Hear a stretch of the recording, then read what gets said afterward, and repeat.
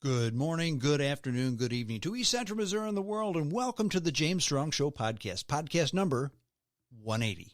Thank you for joining us. Thank you for making us a part of your day. I appreciate it. This podcast was recorded on the morning of Saturday, July the 18th, from the James Strong Show studio in Western St. Charles County. The last 4 podcasts that I've done have been outdoor poolside podcasts because we had guests, and of course, the studio is closed to all but me for social distancing purposes during the pandemic. So if the audio sounds a little bit different, it should sound like it used to sound. Maybe you've gotten used to the sound of the great outdoors, the birds chirping in the background, maybe just a little bit of a different audio quality. While we're using the same equipment, same microphones, the same mixer box, same. The acoustics of an outdoor studio are certainly different than the acoustics of an indoor studio. So if it sounds a tad different than you're used to recently, that's because it is. I wanted to do a report this week on travel, on how things are out there in the real world, outside of East Central Missouri, or perhaps outside of the area where you reside. It had been 3 weeks since I had been out and about, and things had certainly changed. And to be fair, my last 2 trips, in fact, this is the first time I've been on an airplane since March. So my last 2 trips I went as far east as Ohio, and as far south as central Arkansas, okay, and as far west as maybe northwest Arkansas, okay. So basically still in the Midwest. It's a different time. Things are progressing or digressing, however you would like to take a look at it. But during this trip, I finally got on an airplane, and I flew to Raleigh-Durham, North Carolina, and I spent the week in North and South Carolina. Different part of the world, different snapshot on the timeline, different rules, different regulations, different ways that different people are responding to the pandemic. And friends, things are certainly different in the Southeast United States. I would suspect they're a lot different in a lot of places because of this pandemic. Today's podcast is going to be a summary. One man's observation. I will just call it that. By nature, those of you who are frequent listeners and know me know that I'm a glass half full type of guy. So I'm going to try to paint this with the happiest brush colors I possibly can. But it's not going to be easy because there's not a whole lot of silver linings to the dark cloud that I experienced this week. There's just not. I guess I'll start out by saying I got to the airport early on Monday morning, and actually I was pleasantly surprised. The airport seemed to be slow for a summertime Monday, because typically summertime on a Monday is going to be jam-packed, okay? But it wasn't dead. I guess instead of a summertime Monday, I would describe Terminal 2 at Lambert, St. Louis International Airport, as kind of like a winter Wednesday instead of a summertime Monday. So certainly not dead. And in fact, I would actually say that there was actually a travel vibe going on. You could see there were some business travelers. There were a lot of vacationers. I flew Southwest Airlines, who has a very good policy of keeping all middle seats open at least through September the 30th. So you're not going to be sitting next to anybody unless you go with family and you elect to sit next to somebody. So it was a good deal. And actually Southwest's business is back to about almost close to 2/3 of where it was this time last year, if you look at the statistics. So they're not doing too bad. The plane was, I don't know, not half empty, but maybe 60% full. Okay. On the way there, on the way back, it was probably 75% full. So the flights were pretty full. In fact, they said it was a full flight on the way home. That was full flight with no middle seats sold. So take that for what it's worth. If there's 6 seats in a row and they're not selling 2 of them, a full flight would be, quick, strong, do the math. That's right, 2/3 full. Okay, so that's about what they are. And things did appear to be normal at first, okay? I had to do a lot of rearranging on this business trip.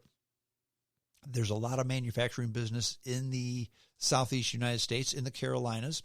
But while I was planning this trip, some of my customers declined at first. Others pulled the plug later on. So all I did was just called on other customers. I changed my schedule. I expanded my my circle for the week, and was able to make enough appointments to make it worthwhile. Okay. All customer facilities are open. All my customers are open for business. They're all manufacturers. They're open for business. But even out of the new ones, the rescheduled appointments that I made, nearly half of them declined my initial request for a meeting due to internal restrictions, and others canceled near the time of the meeting. Because I always contact customers the day before, say, hey, just remember, we got a meeting at 10 o'clock tomorrow morning.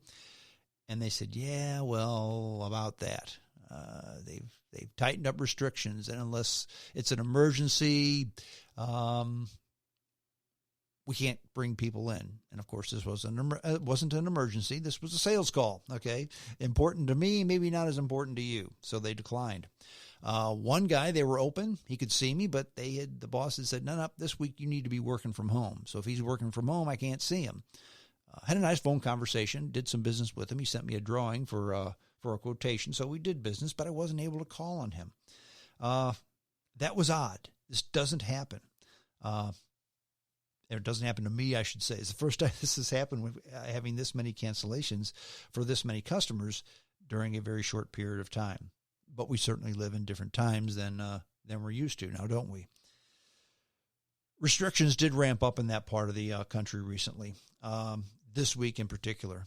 In the Carolinas, virtually every place you have to go, you need to have a mask. That includes the hotel. That includes all restaurants, unless you're eating or drinking. That includes all stores. That includes all public places. Some places you have to wear a mask outside. And I will say that most people are adhering to this new law. And it's not a rule, it's a law. Because on all the places, the restaurants, etc., they don't say, hey, you got to wear a mask because it's our policy. It says, due to county regulations, you've got to have a mask. So it's the law. Okay. The hotel situation has gotten better since the last time I was out. The hotels were more full this time than last time. And I always ask the manager when I get into a hotel, hey, how full are you? Anywhere from 1/3 to half full. And these were all Hilton-type hotels. Only bad thing is they didn't have a real breakfast there, okay? No real breakfast. Because I always ask them, hey, what are you doing for breakfast? It's, we put together bags of stuff for you. You can take one and leave. Well, the bags of stuff usually consist of some energy bar or breakfast bar, I guess they call them. The first three ingredients are white flour, high fructose corn syrup, and sugar, okay? I'm not going to eat that. And then they always throw a muffin in there, and the first two ingredients are white flour, high fructose corn syrup, and sugar. I'm not going to eat that. Sometimes they throw an orange in there. Sometimes they throw a banana in there. But for the most part, you're not getting breakfast at these hotels, okay? But that's okay just so they have coffee, right? Well, at half the hotels, 2 had coffee. One was good, one was okay. The other 2 hotels either just said, nope, we're not doing coffee anymore. I had a third hotel. I asked the guy when I checked in the evening, hey, are you going to have coffee in the morning? He said, well, I don't know. I said, well, what do you mean you don't know? He said, well, sometimes they make coffee, sometimes they don't.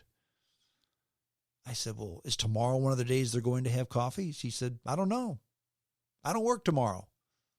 So got up in the morning and, okay, 5:30 in the morning, I went downstairs. They had coffee. Wonderful. Got a cup. It was undrinkable. It was horrible. I suspect that what they did is they put a bunch of scoops of instant coffee in a pot, added hot water, and there you go.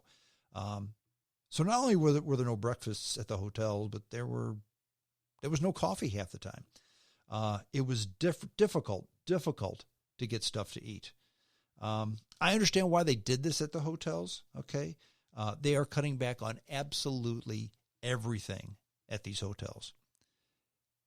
Because you figure if they're only 1/3 to 1/2 full, that's better than it was, but that's 1/3 to 1/2 full. And this is supposed to be the summertime when you have business travelers and vacation travelers. Okay. So usually these hotels are jam packed. You could sometimes 2 weeks in advance, full, can't get in. Okay. But they're cutting back every way that they can. No coffee, no breakfast. They've cut way back on the service. Okay. I'll give you an example. And again, these are Hilton properties. These are not Motel 6 or Billy Bob's Dewdrop Inn. Okay. These are Hilton properties. These are Hilton hotels, Hampton Inn hotels, True by Hilton hotels. Those are the hotels that I stayed in. Primo service normally. One story about how they're cutting back on service. I generally, if I'm flying home on a morning, for instance, on this trip, I wrapped up on a Thursday night, Thursday afternoon. My MO is to go to the hotel, which is very close to the airport, where they provide shuttle service to the airport, drop my stuff at the hotel, check in, drop my stuff, drive the car to the airport, take a shuttle from the airport back to the hotel, and in the morning, I take a shuttle from the hotel back to the airport. And I do this because, especially if I have an early morning flight, there can be hassles at the rental car place. And I save myself probably half an hour or 40 minutes hassle at the hotel or hassle at the rental car, basically. So I take a shuttle from the hotel. And it's been a good tool for me. So I talked to the guy at the desk downstairs. He says, sure, we can do that for you. I said, can you give me a card so I can give you a call when I get to the I need a ride home from the airport. He said, sure, here's my card. Give us a call. We'll come pick you up. Okay. Drop my stuff, drop the car, called the shuttle driver. Very shortly, he was there. He picked me up. Nice young man. His name was Michael. And so Michael asked me, he said, where's your bags? And I told him the whole story of what I normally do. He looked at me. He said, really? He said, well, that's not going to happen tomorrow. I said, well, sure it is. I talked to Benny at the front desk, and he said that I can take a shuttle in the morning. He said, well, what time in the morning? I said, I don't know, 6 o'clock, 6:30, something like that. He said, no, that's not going to happen. He said, we don't have a shuttle driver then.